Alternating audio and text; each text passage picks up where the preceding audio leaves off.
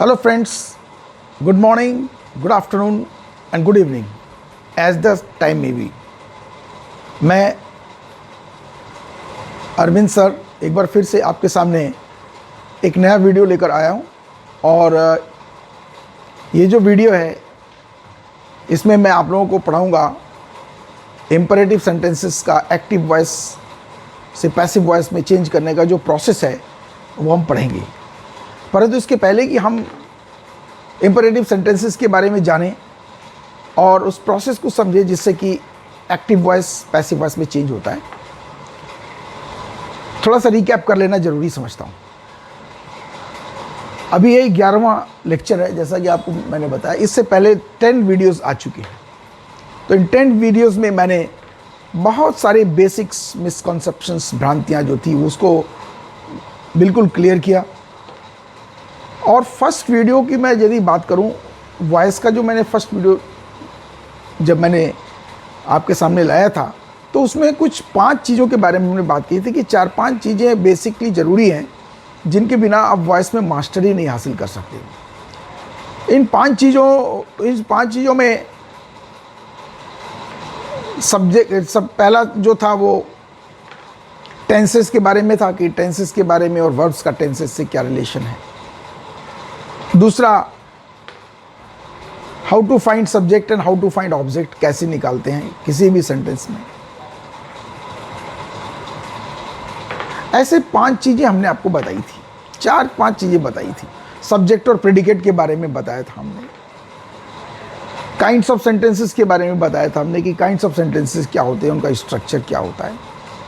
और ये भी बताया था कि एक्टिव वॉइस और पैसिव वॉइस में क्या डिफरेंस है और वॉइस और नरेशन में क्या डिफरेंस है। ये बहुत ज़रूरी था। उसके बाद हम लोगों ने जब प्रोसेस शुरू किया तो उस प्रोसेस में सबसे पहले हमने आपको बताया था कि सेंटेंसेस कितने प्रकार के होते हैं। और मैंने इसलिए बताया था क्योंकि हर एक प्रकार के सेंटेंस को लेते हुए हम उसके स्ट्रक्चर को समझेंगे, उसके मीनिंग को समझेंगे और एक्टिव से पैसिव में बदलने का जो प्रोसेस है उसको समझेंगे और स्ट्रक्चर का क्या रिलेशन है प्रोसेस में ये समझेंगे। और इस प्रोसेस में हम लोगों ने पिछले 3-4 वीडियो में सबसे पहले हम लोगों ने डिस्कस किया कि डिक्लेरेटिव सेंटेंस क्या होता है और डिक्लेरेटिव के जो 2 पार्ट होते हैं, अफर्मेटिव सेंटेंस और नेगेटिव सेंटेंस, ये इनका स्ट्रक्चर क्या होता है और इसको हम एक्टिव से पैसिव में जो प्रोसेस है बदलने में, उसमें 4 स्टेप्स आते हैं कि इनकी चीज़ों का ध्यान रखना पड़ता है। उसके बाद हमने इंट्रोगेटिव सेंटेंस लिया और इंट्रोगेटिव सेंटेंसेस में जो कॉम्प्लिकेशंस आते हैं उसको मैंने एक्सप्लेन किया।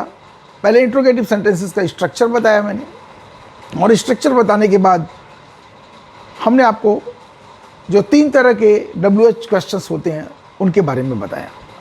एक क्वेश्चन जो WH क्वेश्चन सेंटेंसेस एक तरह के सेंटेंस जो कि WH क्वेश्चन से शुरू होते हैं, जैसे हु से शुरू होने वाले सेंटेंसेस, विच से शुरू होने वाले सेंटेंसेस, और दूसरे तरह के सेंटेंसेस जो व्हाट और हुम से शुरू होते हैं, और तीसरे तरह के सेंटेंसेस जो इन चारों को छोड़कर बाकी सब WH क्वेश्चन से शुरू होते हैं।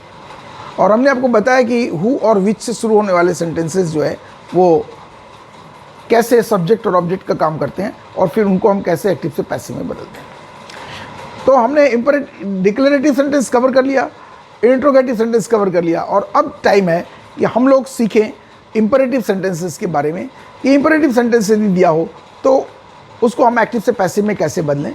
और हमारा प्रोसेस वही रहेगा जो हम करते चले आए हैं। सबसे पहले हम स्ट्रक्चर को समझेंगे, लेकिन स्ट्रक्चर को समझने के पहले हम आपको एक ख़ास बात बता दें कि इंपरेटिव सेंटेंस क्या होता है और किसे कहते हैं। तो आइए देखते हैं इंपरेटिव सेंटेंसेस। मैंने आपको लिखा हुआ है यहाँ पर इंपरेटिव सेंटेंसेस, और यहाँ पर इंपरेटिव सेंटेंसेस में हमने 3 सेंटेंस बनाए हुए हैं। यहाँ लिखे हुए हैं 1, 2, 3 सेंटेंस, राइट। ये सब टाइप 1, टाइप 2, टाइप 3 ये हम लोग समझेंगे। इसका मतलब पहले समझ लिया जाए कि इंपरेटिव सेंटेंस का मतलब क्या होता है। तो इंपरेटिव सेंटेंस में सबसे पहले जो सेंटेंस लिखा हुआ है वो क्या लिखा हुआ है, इसको पढ़ें। Open the window, right. Second sentence है हेल्प द पुअर, और थर्ड सेंटेंस है give me your pen please.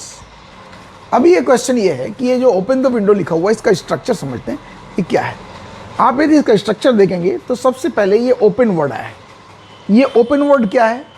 ये ओपन वर्ड एक प्रिंसिपल वर्ब है और ये वर्ब का फर्स्ट फॉर्म है, इसलिए हम पीवी के ऊपर हम 1 लगा देते हैं, यानी principal verb in the first form, right. फिर दूसरा है, अब इसी से सेकंड सेंटेंस भी देखें तो जो ये सेंटेंस है वो बिगिन होता है प्रिंसिपल वर्ब से और ये इसका फर्स्ट फॉर्म है, और यहाँ पर ये प्रिंसिपल वर्ब है, ये भी बिगिन होता है प्रिंसिपल वर्ब के फर्स्ट फॉर्म से। जरा मीनिंग पर ध्यान दें। ओपन द विंडो का क्या मतलब है? दरवाजा खोल दो, सॉरी खिड़की खोल दो। हेल्प द पुअर का मतलब क्या होता है? गरीबों की सहायता करो। और give me your pen please, इसका मतलब होता है कृपया आप मुझे अपनी कलम दें। तो तीनों का भाव क्या निकल रहा है? ओपन द विंडो, इसमें क्या, यहाँ देखिए 1 2 3 4 5 वर्ड्स लिखे हुए हैं, order, command, advice, suggestion, request, right. तो ये जो इंपरेटिव सेंटेंसेस होते हैं वो या तो ऑर्डर या कमांड के होते हैं, या एडवाइस के होते हैं, या रिक्वेस्ट के होते हैं। तो आइए देखते हैं इन तीनों में कौन सा है ये। ओपन द विंडो, क्या ये रिक्वेस्ट है? No, it's not a request. Open the window, क्या ये एडवाइस है? सजेशन है? लगता नहीं है। ओपन द विंडो, ये ऑर्डर और कमांड ज़्यादा लगता है, so it is a sentence of order और कमांड, राइट। ये ऑर्डर भी है और कमांड भी हो सकता है। हेल्प द पुअर, गरीबों की सहायता करो, ये क्या है? करनी चाहिए, सो ये एडवाइस है, ये ऑर्डर नहीं है। This is not order. Request नहीं है, रिक्वेस्ट के लिए तीसरा सेंटेंस दिया हुआ है, give me your pen please, जहां पर प्लीज लगा हुआ है। तो इस प्लीज से एक्सप्लेन होता है कि ये जो सेंटेंस है इसमें रिक्वेस्ट किया जा रहा है, so it's a sentence of request, right. तो इंपेरेटिव सेंटेंसेस का मतलब ये हुआ कि ऐसे सेंटेंस जो ऑर्डर या कमांड देते हैं, ऐसे सेंटेंसेस जिसमें एडवाइस छुपा होता है, और ऐसे सेंटेंस जिसमें रिक्वेस्ट छुपा होता है, उसी को हम इंपेरेटिव सेंटेंस कहते हैं। और ये सारे सेंटेंसेस एक्टिव वॉइस में हैं, राइट। हम सीख रहे हैं एक्टिव टू पैसिव कैसे बदलेंगे, तो ये सारे एक्टिव वॉइस में हैं। हमने इनका मीनिंग समझ लिया। ये imperative sentence are sentences of order and command, और एडवाइस एंड सजेशन, और सेंटेंसेस ऑफ रिक्वेस्ट। इसके बाद स्ट्रक्चर हम लोग देखते हैं। हम लोग देखेंगे क्या स्ट्रक्चर के बारे में। अभी स्ट्रक्चर की जब हम बात करते हैं तो यहाँ पर हमने लिखा हुआ है टाइप 1, टाइप 2, टाइप 3। यानी यदि हम देखें तो इंपेरेटिव सेंटेंसेस इंग्लिश में बेसिकली 3 स्ट्रक्चर में होकर के आते हैं। यानी उनका जो स्ट्रक्चर होता है वो 3 प्रकार का हो सकता है। 3 तरह से हम इंपेरेटिव सेंटेंसेस को व्यक्त कर सकते हैं, लिख सकते हैं या बोल सकते हैं। इसलिए हमने इसको 3 भागों में विभाजित किया, टाइप 1, टाइप 2, टाइप 3। अब इसका ये मतलब नहीं है कि ये टाइप 1, टाइप 2, टाइप 3 के बियॉन्ड स्ट्रक्चर नहीं हो सकता, बिल्कुल नहीं, ऐसा नहीं समझना। हम ये 3 बेसिक्स लेके चल रहे हैं कि जनरली ये 3 बेसिक स्ट्रक्चर होते हैं। इसके अलावा भी बहुत सारे फॉर्म बनाए जा सकते हैं, होते हैं, उसका हम प्रयास अभी नहीं करेंगे जानने का। उसको जानने के लिए हम एक खास वीडियो बनाएंगे जिसमें voice change for competitive exams, उसमें हम डिस्कस करेंगे।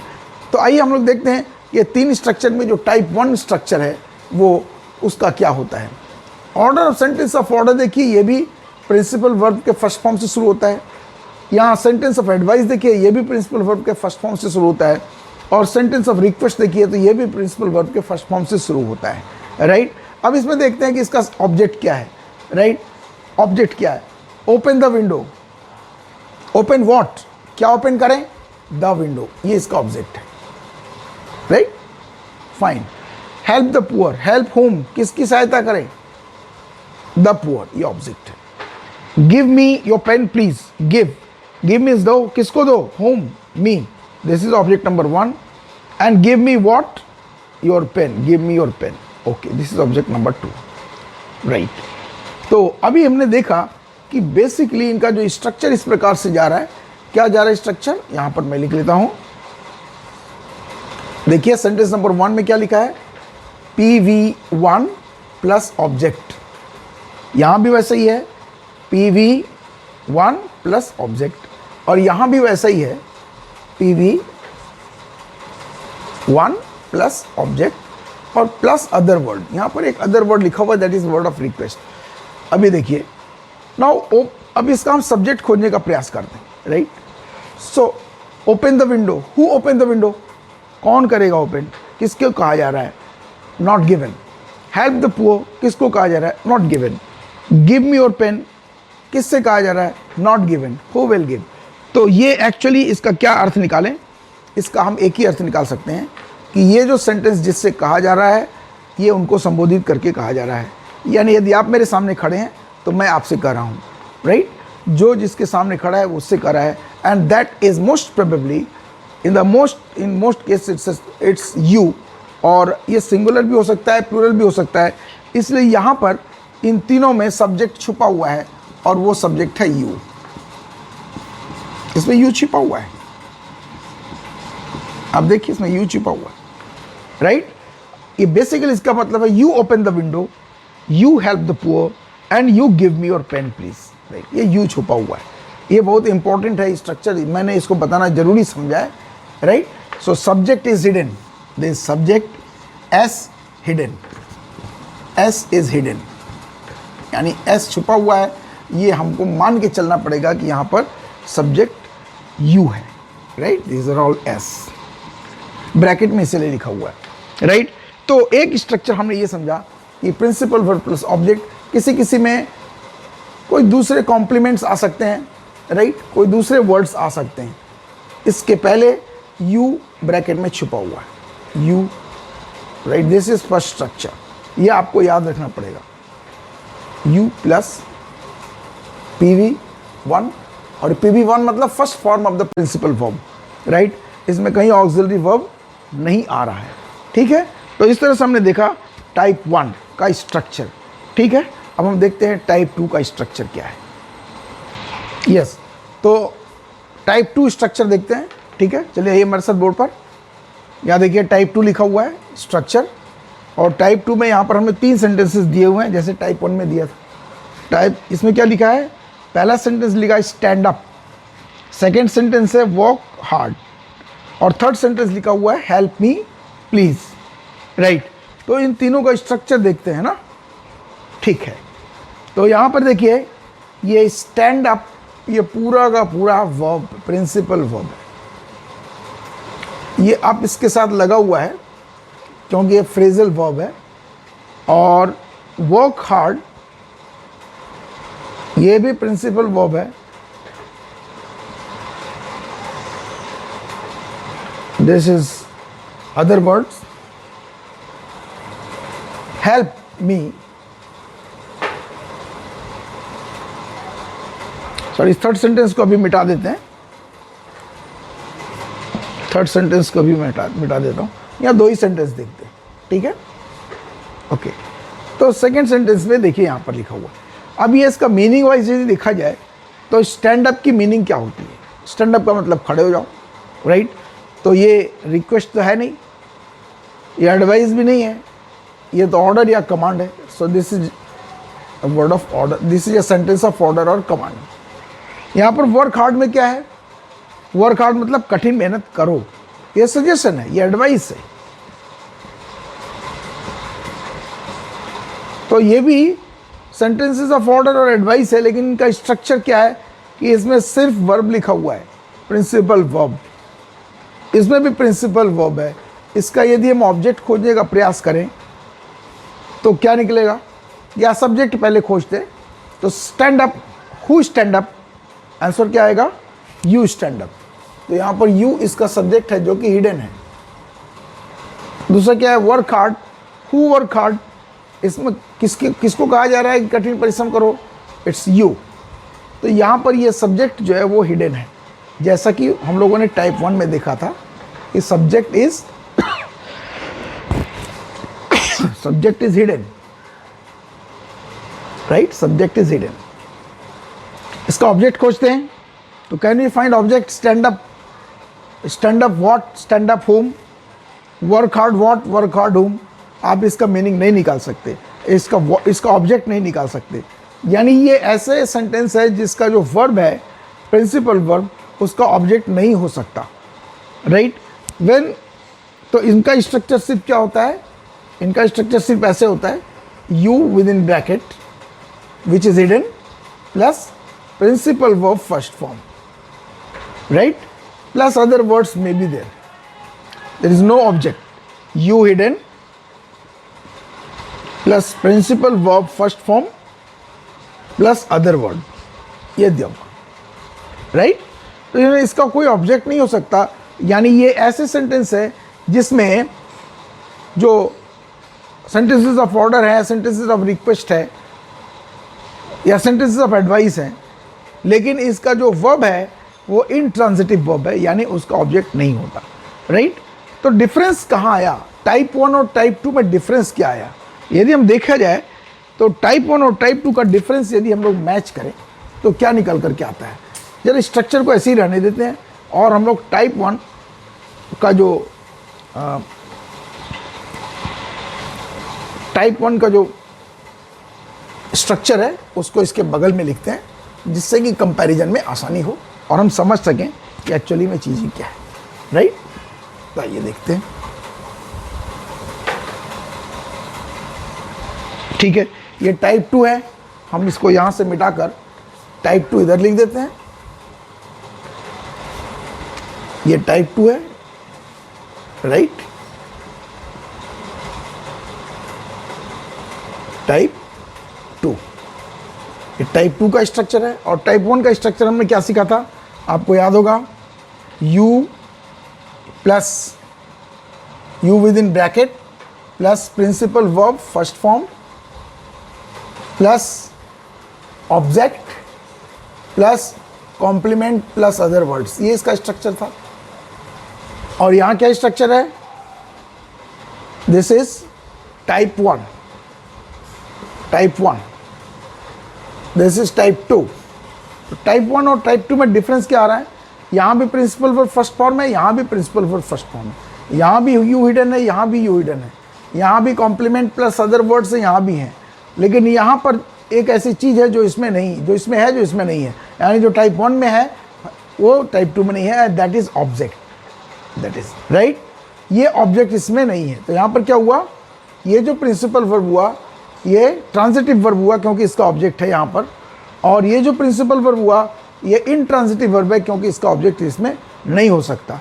तो टाइप 1 और टाइप 2 में डिफरेंस क्या हो गया, इन type 1 imperative sentence, in type 1 imperative sentence the principal verb is transitive, principal verb is transitive, यानी इसका ऑब्जेक्ट है। And in type 2 we have, type 2 लिखा जाए तो टाइप 2 में लिख सकते हैं P verb is intransitive, यानी इसका कोई ऑब्जेक्ट नहीं हो सकता, इसको नहीं, intransitive, P verb is intransitive। ये दोनों में डिफरेंस है, राइट। इन दोनों में डिफरेंस है, तो इस डिफरेंस का क्या मतलब है, क्या एक्टिव पैसिव वॉइस में करते समय इस डिफरेंस का कोई महत्व है? बिल्कुल है। यदि महत्व नहीं है तो मैं आपको इसे पढ़ाता ही नहीं, राइट। इसका वैल्यू है, इसका महत्व है और इसका यूज भी है, राइट, वेरी फाइन। तो आपको टाइप 1 और टाइप 2 हम लोगों ने देख लिया कि टाइप 1 ऑफ इंपरेटिव सेंटेंस और टाइप 2 ऑफ इंपरेटिव सेंटेंस का स्ट्रक्चर कैसा होता है और दोनों के स्ट्रक्चर में बेसिक डिफरेंस क्या होता है, ये हमने समझ लिया। अब आइए देखते हैं कि ये जो टाइप 3 स्टेटमेंट है, ये जो टाइप 3 है उसका स्ट्रक्चर क्या होता है, राइट। तो टाइप 3 का स्ट्रक्चर हम लोग अभी समझेंगे, फिर उसके बाद हम टाइप 1, टाइप 2 और टाइप 3 का कंपैरिजन करेंगे। फिर स्ट्रक्चर समझने के बाद हम उसको पैसिव में बदलेंगे।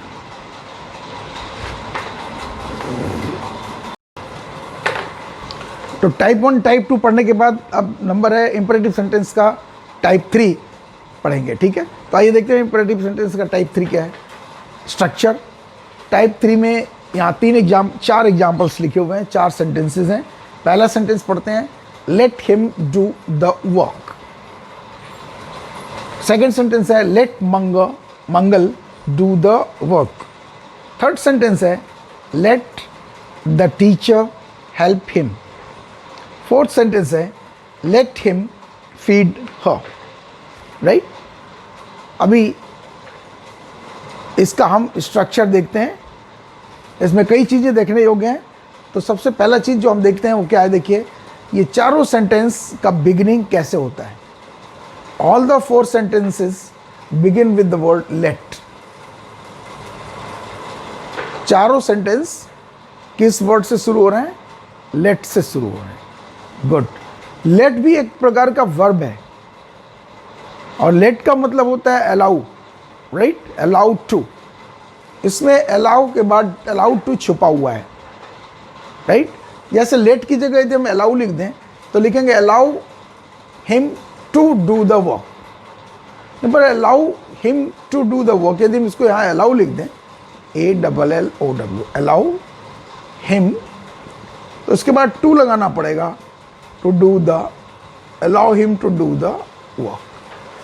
यहाँ देखिए, यहाँ पर ये अलाउ और टू की जगह पर लेट वर्ड है, इसलिए लेट का मतलब हम ये समझ सकते हैं कि let is equal to allow to, allow या अलाउ टू,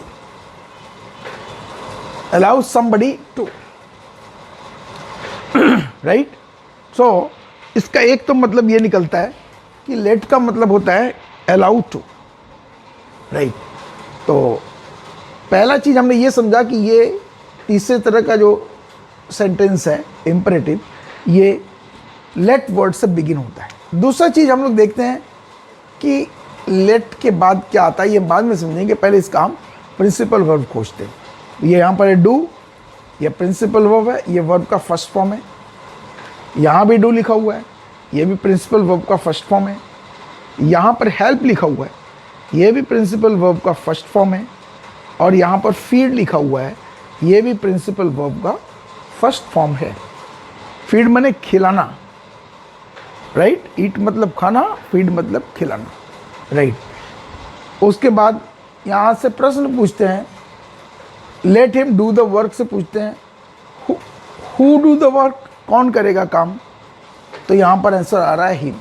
जरा ध्यान से देखिएगा, right. Do what, do the work, ये ऑब्जेक्ट, बहुत इंपॉर्टेंट चीज बता रहा हूँ, ध्यान से देखिए। Let Mangal do the work, यहाँ पर कौन करेगा काम, मंगल, सब्जेक्ट, क्या करेगा, the work, object, right.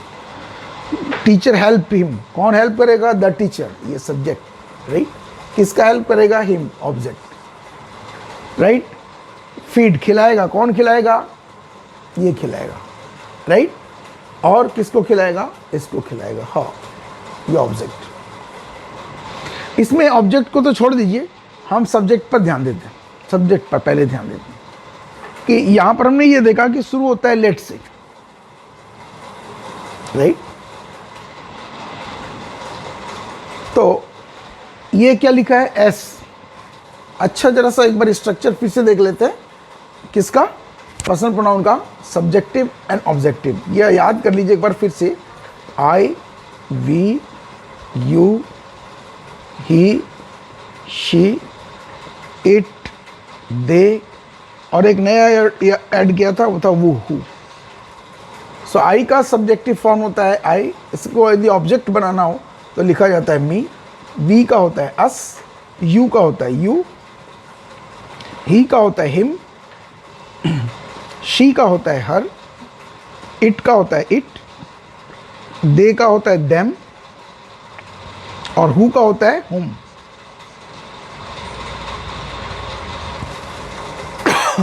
Sorry, right. So this is subjective and objective form. तो यहां पर सब्जेक्ट लिखा है एस, लेकिन लिख रहा है हिम। ये हिम कहां पर है, देखिए ये हिम, तो ये ऑब्जेक्ट में है, तो ये सब्जेक्ट कैसे हुआ, यहां तो ही होना चाहिए, होना चाहिए ना, लेकिन लेट के बाद हिम लिखा हुआ है। कोई let he do the work, क्या ये सही होगा, क्योंकि व्हेन काम करने वाला सब्जेक्ट है तो subjective form of the personal pronoun ही होना चाहिए हिम की जगह, क्योंकि ऑब्जेक्ट तो है नहीं, ऑब्जेक्ट तो ये है, राइट। दूसरे में देखिए मंगल क्या है, मंगल सब्जेक्ट है, नाउन है, ये तो बदल ही नहीं सकता, चाहे इसको ऑब्जेक्ट बनाइए चाहे इसको सब्जेक्ट बनाइए, ये तो चेंज ही नहीं होगा, ये नाउन है। यहां पर द टीचर, ये भी नाउन फ्रेज है, तो द टीचर सब्जेक्ट हो चाहे ऑब्जेक्ट हो, कोई चेंज नहीं हो सकता। लेकिन यहां पर फिर हिम आ गया, तो क्वेश्चन है ये कि इसको हम सब्जेक्ट माने कि ऑब्जेक्ट माने। तो हमें ये समझ में आया कि जब भी हम कोई सेंटेंस लेट से बिगिन करते हैं, when we begin any sentence with word let, ध्यान से सुनिएगा, जब हम कोई सेंटेंस लेट से बिगिन करते हैं तो लेट के बाद आने वाला जो नाउन या प्रोनाउन वर्ड होता है, ध्यान से सुनिए, लेट के बाद आने वाला जो नाउन या प्रोनाउन वर्ड होता है वो सब्जेक्टिव केस में नहीं होता, वो ऑब्जेक्टिव केस में होता है। ये एक नया और एक्सेप्शनल केस मान के चलिए, राइट। तो पहला चीज हमने देखा, यहाँ सब्जेक्ट यदि प्रोनाउन हो तो भी ऑब्जेक्टिव केस है। कौन सा केस है?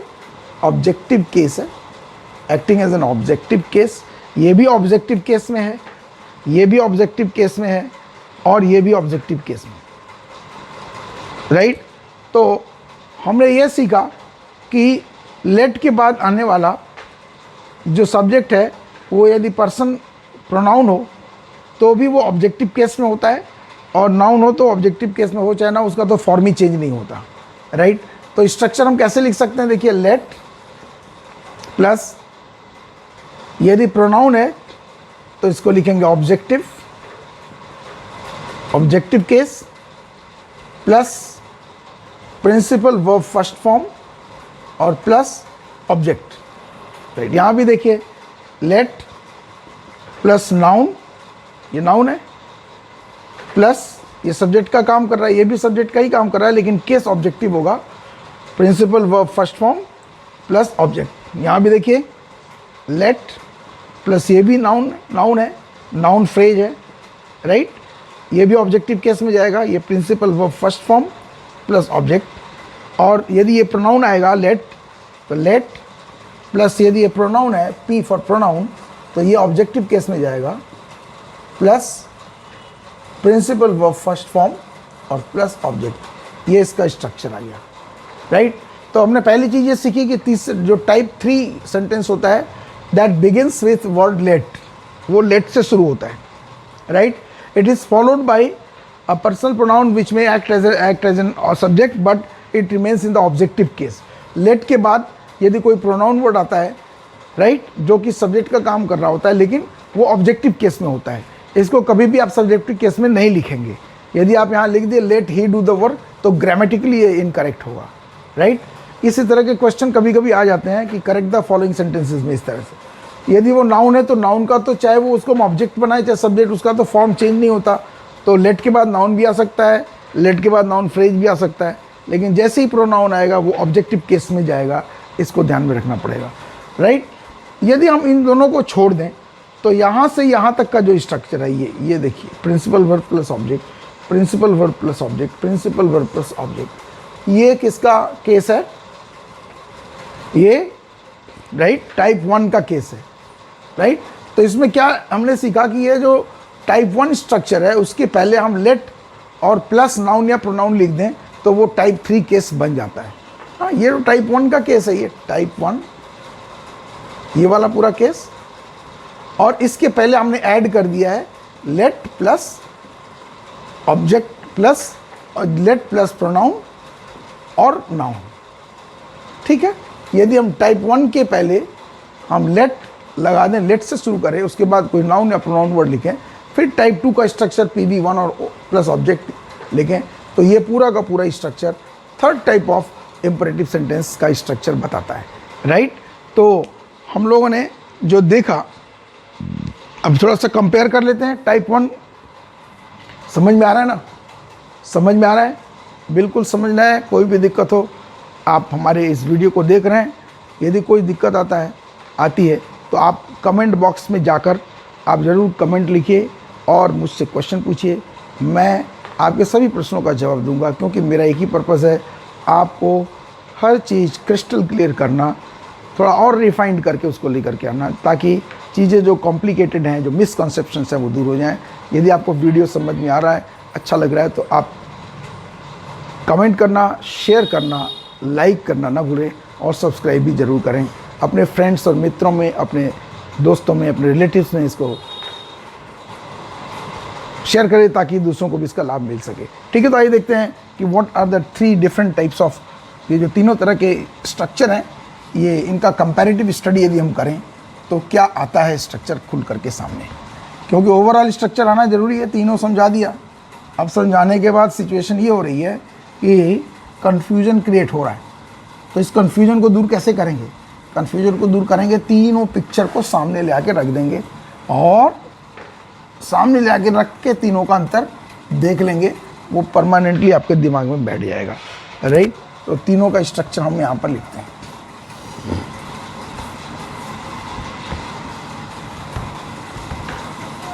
चलिए देखिए, यहाँ पर मैंने लिखा टाइप 1, लिख रहा हूँ टाइप 1,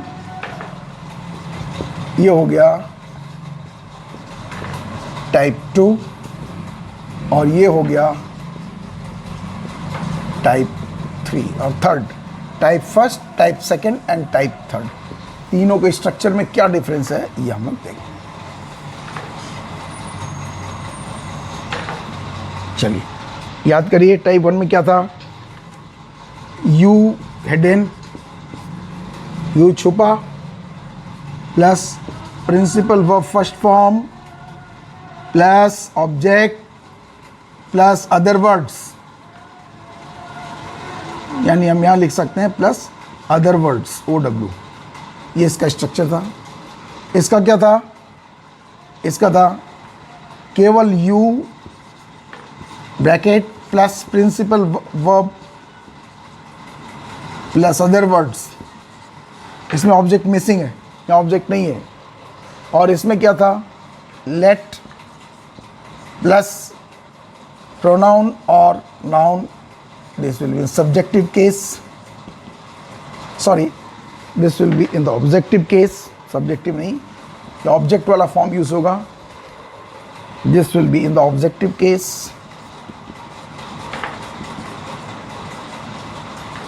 प्लस